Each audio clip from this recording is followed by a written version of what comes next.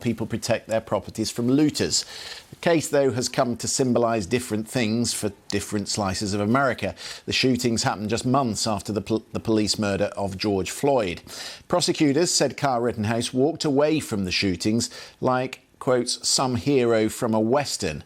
The defence says he was exercising his Second Amendment rights and was acting in self-defence. The BBC's Nomia Iqbal has been following the trial and is outside the courthouse in Kenosha for us. Nomia, talk to us about the way the jury was sent out today, because I know there were 18 jurors and they've been whittled down, what, to 12? How did that work?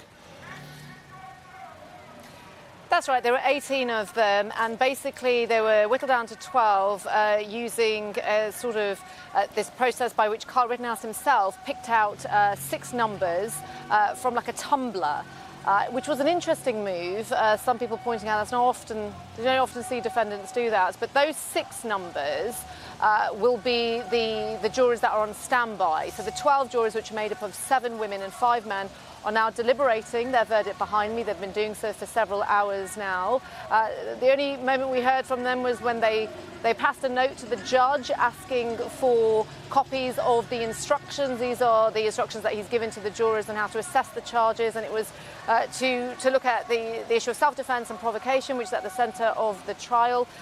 But the thing is, the events of that night are not disputed. The fact is that Kyle Rittenhouse did kill 2 people and injure a 3rd on August the 25th.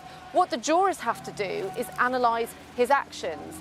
They have to work out, was it reasonable what he did? Was it justified? Was he in fear of his life? And it's not up to the defence to prove it. It's up to the prosecution to disprove it. The burden of proof has always been on them.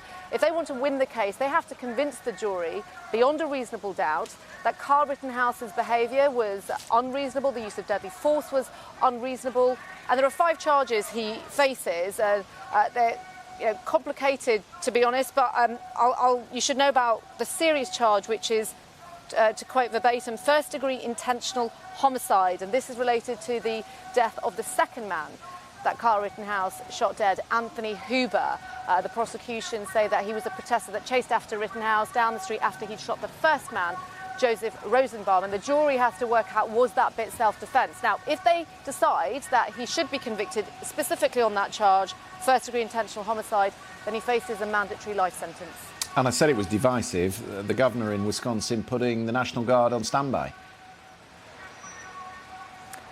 Yes, and it's not entirely surprising given the unrest that happened here in Kenosha last year. They're not leaving anything to chance. There are 500 troops on standby. Also, Kenosha police have said that they're not going to close roads or anything like that. They don't want to impact people's daily routines too much. But this is a case that has polarised people. There are protests happening on the courthouse steps, and it's not just a verdict on Kyle Rittenhouse's behaviour. Many people are seeing this as a referendum on so many issues that polarise Americans, particularly on gun culture.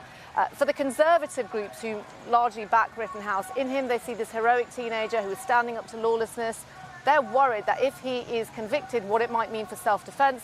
And then you have the more liberal groups who see Rittenhouse as a reckless teenager who showed up in a city he had no business being in.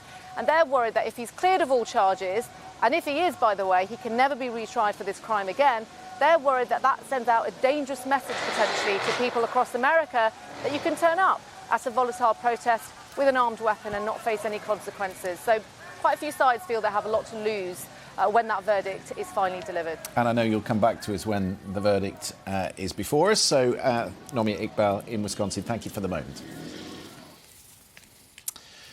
Congresswoman Liz Cheney is no longer recognised as a member of the Republican Party in Wyoming, the state she represents in Congress. The decision to kick her out of the state Republican Party is all part of the escalating battle that she's been having with the leadership after she voted to impeach Donald Trump over his role in the Capitol riots on January 6th. The Congresswoman has described her vote to impeach